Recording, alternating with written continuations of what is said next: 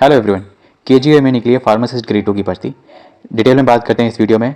Particular login से लेके पूरा कंप्लीट सिलेबस, एलिजिबिलिटी, एज क्या क्या रहेगा, सब कुछ। चलिए शुरू करते हैं। बात देखिए, केजीए में निकली है क्या, king George medical university Lucknow. ठीक है, तो जैसे कि इसमें जो निकली हुई है, जैसे कि देख सकते हैं, दो तरीके की निकली हुई है, ग्रुप बी और ग्रुप सी की। ठीक है, और जैसे कि अगर आपको कोई दिक्कत हो तो आप इन कॉन्टैक्ट नंबर पे और मेल आईडी पे इस टाइम लिमिट में बात कर सकते हो। इस फॉर्म भरने की जो लास्ट डेट है वो 31 दिसंबर लास्ट डेट है, तो इस चीज़ का विशेष ध्यान रखना। ठीक है, फॉर्म फिल ऑनलाइन होगा कि www.kgme.org पे आप जाके भर सकते हो। ठीक है, तो अभी मैं इस वीडियो में बात करूंगा फार्मासिस्ट की निकली तो और भी पोस्ट है, तो सब में अलग अलग की बात करेंगे, जैसे किसी का भी एक दूसरे में मिक्सअप ना हो। ठीक है, तो हम आ गए फार्मासिस्ट ग्रेड 2 की पोस्ट पे, है ना। तो ये फार्मासिस्ट ग्रेड 2 की लेवल 5 की पोस्ट है। इसमें टोटल जो पोस्ट निकली हैं 38 निकली हैं। सबसे बड़ी बात है क्वालिफिकेशन की, तो जो क्वालिफिकेशन है इसमें वो इसमें एसेंशियल में है डिप्लोमा। ठीक है, और रजिस्टर्ड इन फार्मेसी काउंसिल। ठीक है, बट इसमें ये चीज़ नहीं लिखी है कि पर्टिकुलर आप किसी स्टेट से हैं या ऐसा कुछ भी कोई बाउंडेशन नहीं है। ये चीज़ मुझे अच्छा लगता है, भले किसी भी स्टेट में निकले ये चीज़, पर बाउंडेशन ना होना, that is to be barrier to be good, not barrier to get. ठीक है, बट अब इसमें क्या बी फार्म वाले एलिजिबल नहीं है, बट डिजायरेबल में यहाँ पे लिखा है degree in pharmacy with university. ठीक है, तो मतलब अगर आपके पास डिप्लोमा है that is to be allow. ठीक है, that is to be entry barrier, और अगर डिग्री है तो भी आप अलाउ है। ठीक है, और रही बात डिटेल क्लैरिफिकेशन है ना, तो जब हम फॉर्म भरेंगे तो वो चीज़ एकदम क्लियर कट हो जाएगी क्या क्या चीज़ है। ठीक है, दूसरा इसमें डिजायरेबल में ये है कि 2 साल का एक्सपीरियंस इन रिलेटेड फील्ड। तो ठीक है, ऐसा इन्होंने पर्टिकुलरली नहीं इसमें बोला है कि जैसे कि बोलते हैं कि जैसे कि एक मतलब बड़ी रेपुटेटेड इस हॉस्पिटल में या फिर किसी ऑर्गेनाइजेशन में 50 बेड्स वाले हॉस्पिटल में, 100 बेड्स वाले हॉस्पिटल में आपने काम किया हो, तो ऐसा कुछ इसमें दिया नहीं गया। ठीक है, बट इसमें दो साल का एक्सपीरियंस रिलेटेड फील्ड लिखा है, तो हम किसी भी फील्ड में मेडिकल स्टोर पे या फिर किसी का भी अभी मान लेते हैं। ठीक है, बट डिजायरेबल में है, अगर आपके पास नहीं है तो आप तब भी अप्लाई कर सकते हो, that is not to be a boundary. ठीक है, बाउंडेशन नहीं है आपके लिए। तो बात करते हैं इसमें जो कैटेगरी के हिसाब से ये जो टोटल पोस्ट इसमें डिस्ट्रीब्यूशन है, तो वो भी बात करते हैं। जैसे कि जनरल में 18 है, ईडब्ल्यूएस में 3 है, तो मतलब टोटल 21 हो गई। ठीक है, और ओबीसी में 10 है। ठीक है, एक तिहाई के हिसाब से थोड़ा सा कम है, एक पोस्ट कम है। ठीक है, और एससी में 7 पोस्ट है। इसमें एसटी में कोई भी पोस्ट नहीं है।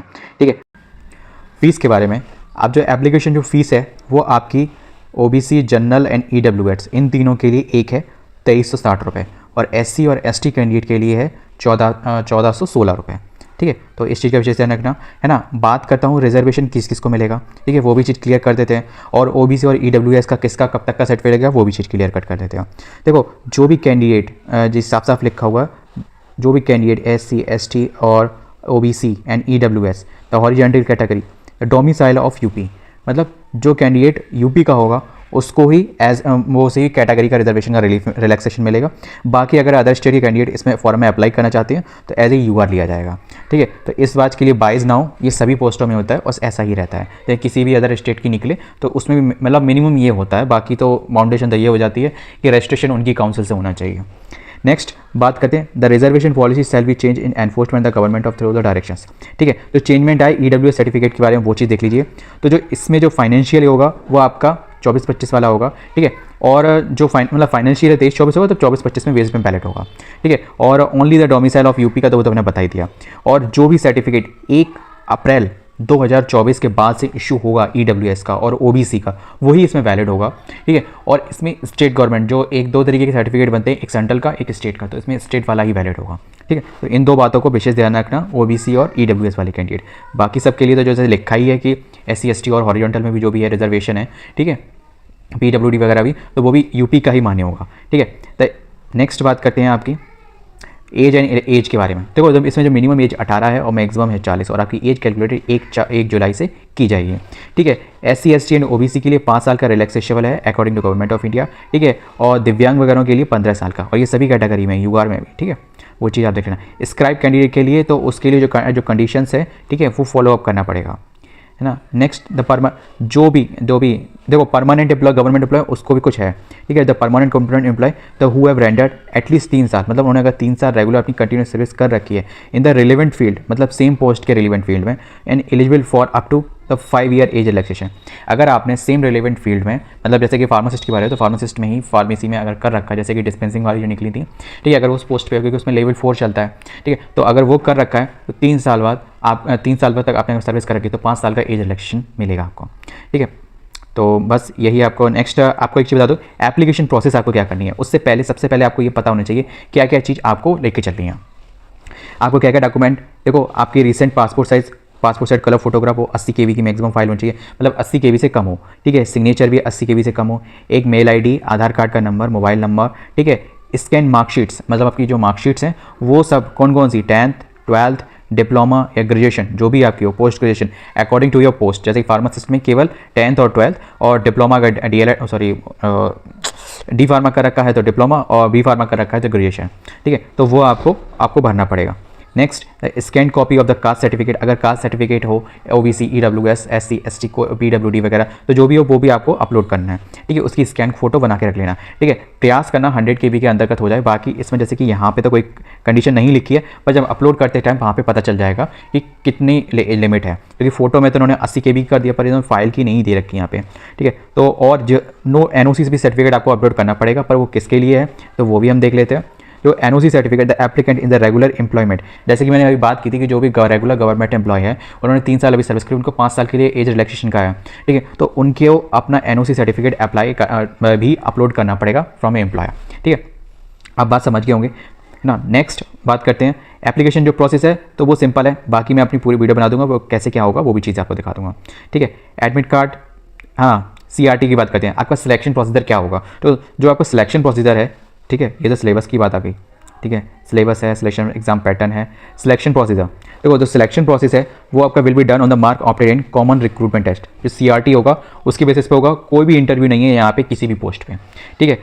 The recruitment to junior level post discontinue for the interview 2017 से, ठीक है।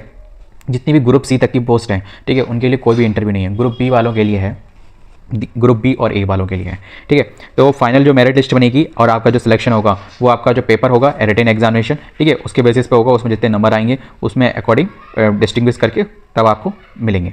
बात करते हैं इसमें जो आपका बेसिक फॉर्मेट समझ लीजिए कि आपका जो पेपर का पैटर्न क्या रहेगा, वो मैं आपको बात करता हूँ। सिलेबस नेक्स्ट वीडियो में डिस्कस करूँगा, क्योंकि सिलेबस थोड़ा लेंथी है और इन डेप्थ में आपको समझाना बहुत ज़रूरी है, ठीक है। थोड़ा सा चेंजमेंट है तो इसलिए मैं आपको कह रहा हूँ। नेक्स्ट इसमें देख लो 2 घंटे का आपको टाइम रहेगा। पेपर जो आपका रहेगा 100 नंबर का होगा, ठीक है। MCQs होगा पूरा, मल्टीपल सब क्वेश्चन, मल्टीपल चॉइस होंगे, 4 ऑप्शन होंगे और उसमें से आपको एक चूज करना पड़ेगा।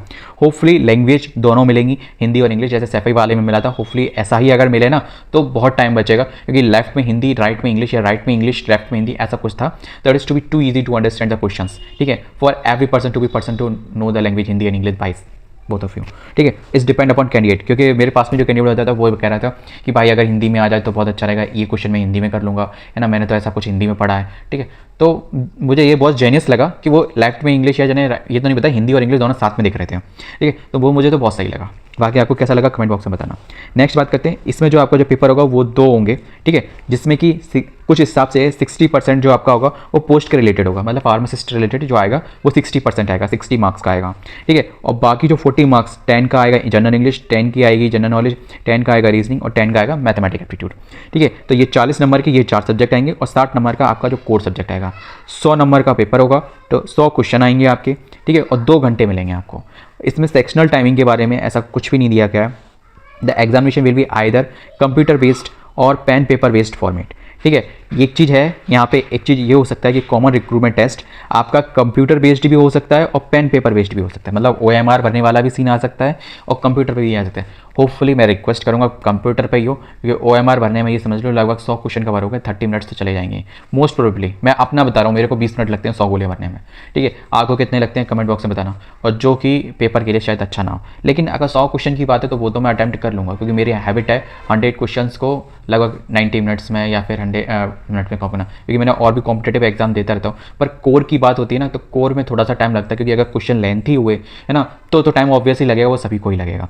बट एक चीज़ ये है कि अभी इसमें सेक्शनल टाइमिंग के बारे में नहीं दिया गया, तो that is to be may be good, ठीक है। होपफुली अगर ऐसा कुछ अपडेट आता तो उसके बारे में मैं आपको बता दूंगा, ठीक है। तो टैग और नॉन टैग का तो मैंने आपको बता दिया कि टैग आपका 60 नंबर का आएगा और नॉन टैग आपका 40 नंबर का आएगा। इसमें 10-10 नंबर के हिसाब से या 10-10 आप क्वेश्चन समझ लो, ठीक है। तो उसके हिसाब से आपका डिवीजन है ना। नेगेटिव मार्किंग इसमें होगी, ठीक है, फॉर इनकरेक्ट, जैसे कि सैफई वाले में नहीं थी पर इसमें है। इस चीज़ का विशेष ध्यान रखना, there will be negative marking, ठीक है।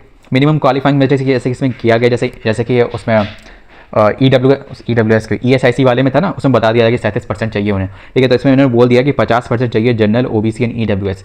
OBC, जनरल और EWS इन तीनों को 50% चाहिए, तब वो कट ऑफ से ऊपर दिखाएंगे, है ना। फिर उसके बाद मेरिट बनेंगी, उसके आधार पर तब होगा, ठीक है। और 45% चाहिए SC एंड ST वालों के लिए। कोई भी पेपर अटैम्प्ट करने के लिए कोई भी TA वगैरह नहीं मिलेगा। सिलेबस आपकी वेबसाइट पर मिल गया है, उसको मैं डिटेल में आपको particularly in depth topic wise topic बता दूंगा, ठीक है। तो बस वीडियो में बस इतना ही था। बाकी टाई केसेस पे क्या होगा वो नेक्स्ट वीडियो में डिस्कस करेंगे, ठीक है। और verification, appointment, direct and direct जो भी है XYZ, ठीक है। और नॉर्मलाइजेशन का भी बाद में करते हैं, क्योंकि मेरे को तो लग रहा है सेम डे एग्जामिनेशन होगा, तो नॉर्मलाइजेशन का तो कोई चक्कर नहीं आने वाला, ठीक है। मिलते हैं नेक्स्ट वीडियो में, ठीक है, इसके सिलेबस के साथ। तो वीडियो इन्फॉर्मेटिव लगे तो वीडियो को लाइक और चैनल को सब्सक्राइब करना। जय हिंद।